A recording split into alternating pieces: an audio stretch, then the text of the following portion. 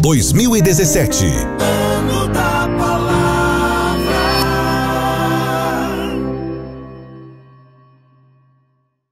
Comentário Bíblico Beacon da CPAD, Antigo e Novo Testamento. Um estudo completo da Bíblia com uma visão geral de cada livro. Mais de 1000 sumários e esboços expositivos, além de sugestões homiléticas. Uma ótima ferramenta para pregadores e professores da escola dominical. Um dos mais conceituados comentários bíblicos dos Estados Unidos. Um clássico. Comentário Bíblico Beacon, Antigo e Novo Testamento. Um produto com a qualidade CPAD.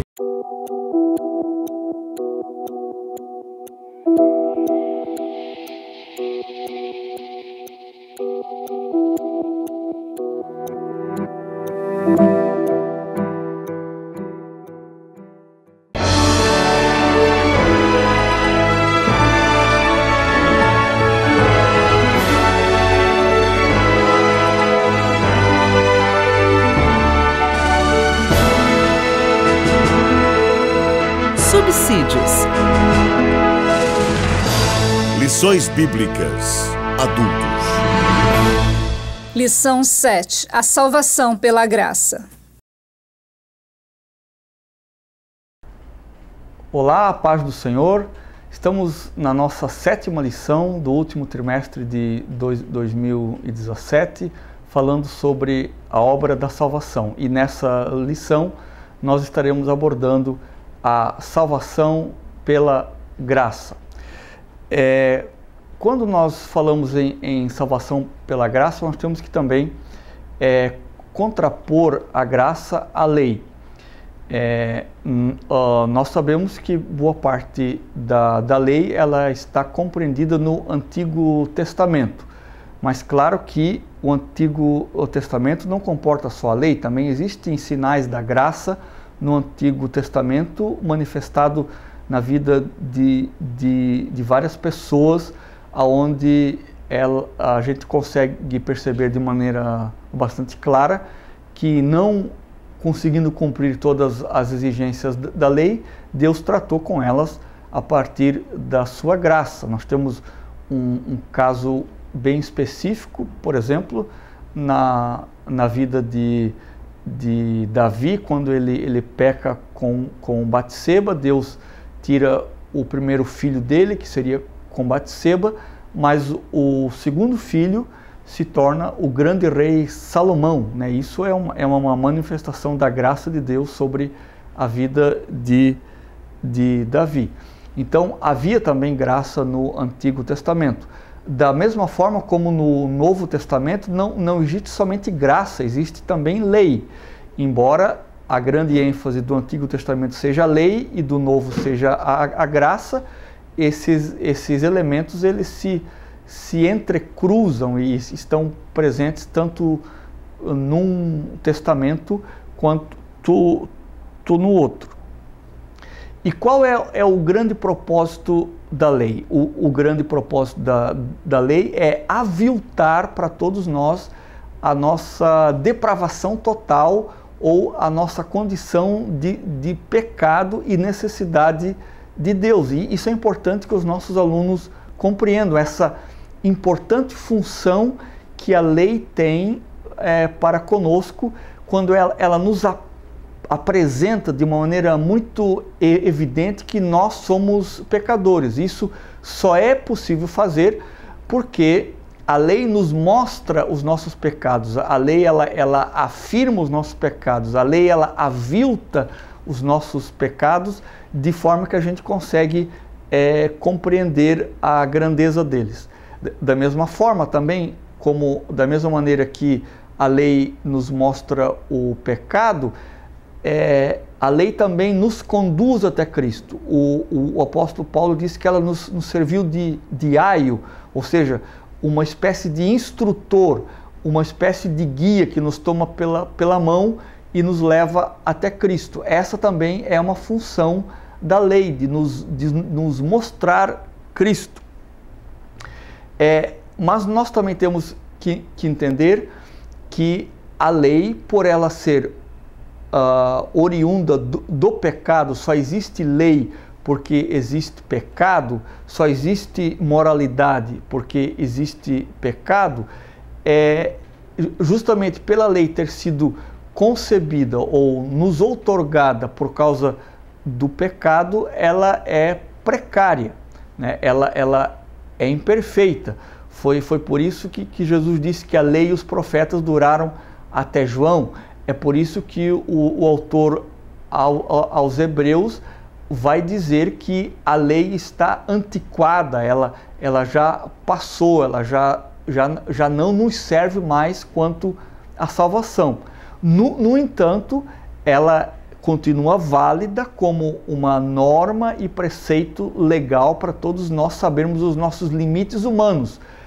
Nós, seres humanos, somente conseguimos estabelecer normas de moral e de ética quando isso nos é imposto de fora através da lei, porque muitos de nós não saberíamos os limites da morais e da ética se isso não nos fosse mostrado de maneira tão clara pela lei. E nesse sentido de permitir que através da lei se tenha uma convivência harmoniosa e pacífica, porque Jesus mesmo disse que todo o princípio da lei está no amor, exatamente por causa dessa necessidade que nós temos de convivência em amor com os outros, a lei também pode ser chamada de um presente de Deus para todos nós seres humanos, porque a lei ela mostra o ideal de vida humana, aquilo que seria o minimamente aceitável para a convivência pacífica e respeitosa e digna de todos os seres humanos. Então, a lei, nesse aspecto, ela serve à bondade de Deus para conosco, nos mostrando os nossos limites e a maneira como nós tratamos o nosso semelhante e também como nós somos tratados.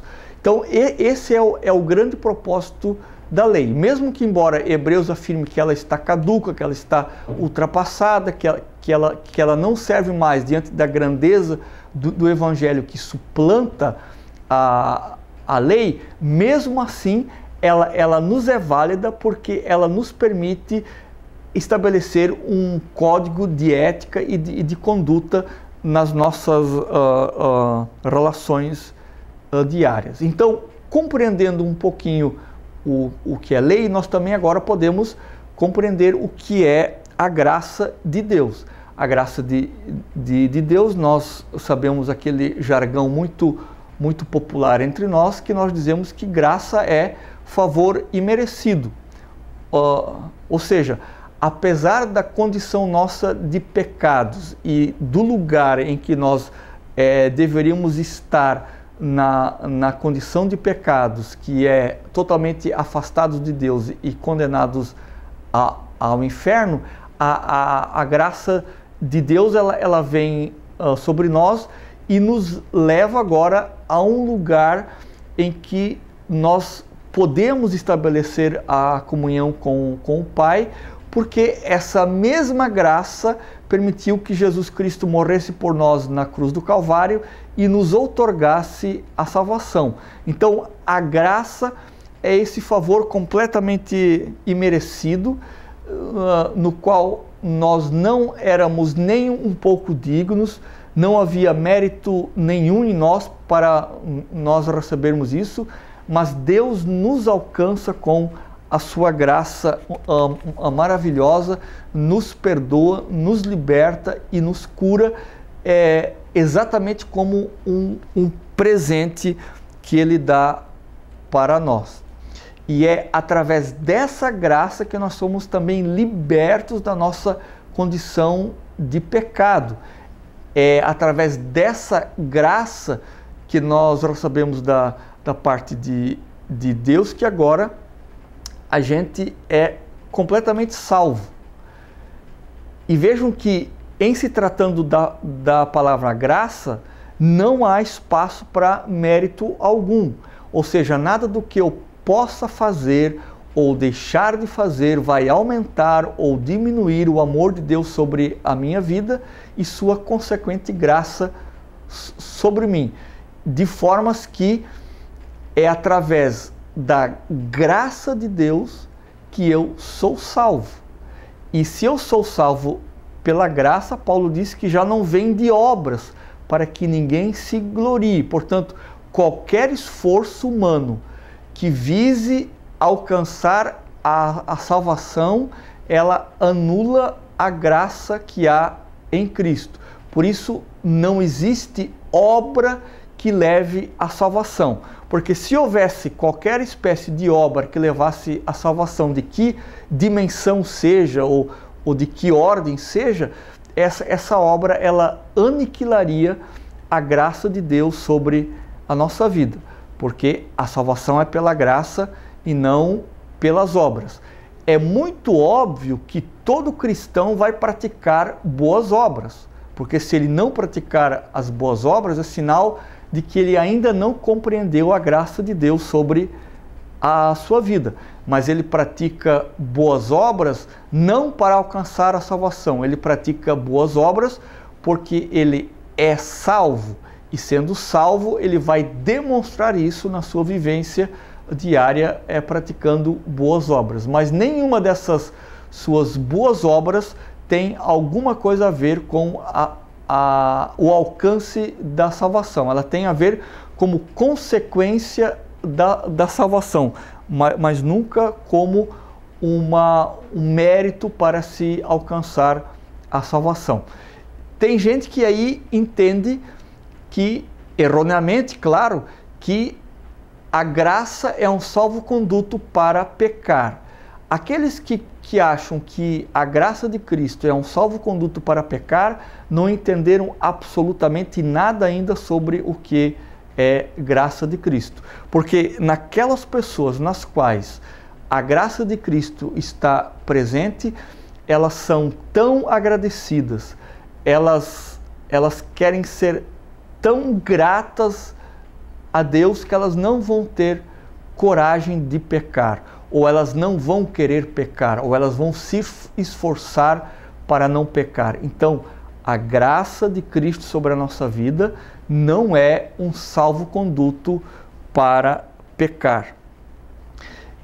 E exatamente pela nossa salvação ser totalmente pela graça, ela se torna um escândalo, porque se eu não preciso fazer nada para obter a salvação, então ela se torna um escândalo, porque nós somos impulsionados a fazer alguma coisa para obtermos a salvação. Esse grito que clama dentro de todo o ser humano de que um preço precisa ser pago, ele tem a ver com essa aparente exigência que nós fazemos a nós mesmos de que nós precisamos fazer alguma coisa para sermos salvos, quando na verdade nós somos salvos única e exclusivamente pela graça que há em Cristo Jesus. E isso traz também um aparente conceito de injustiça que está embutido na graça.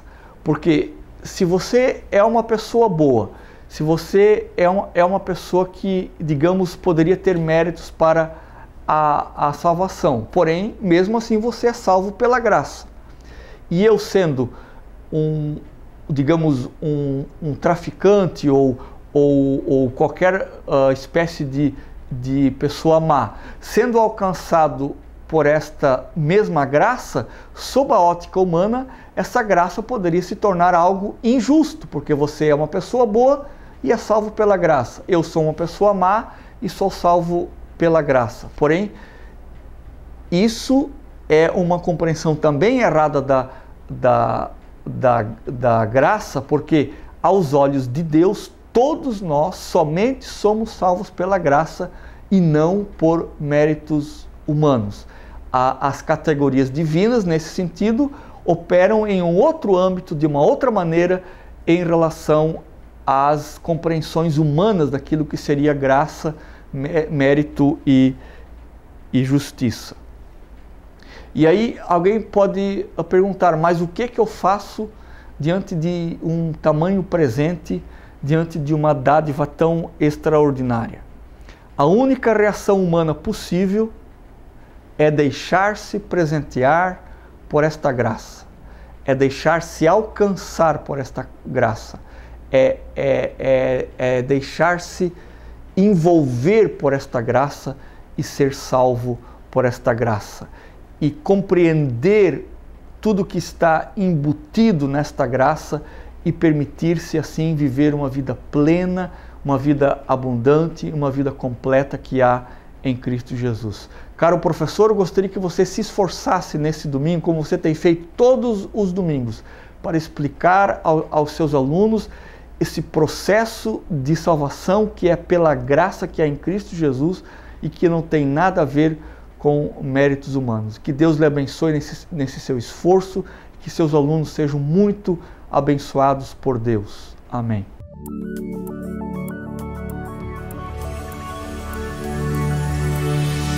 CPAD, a editora da Escola Dominical.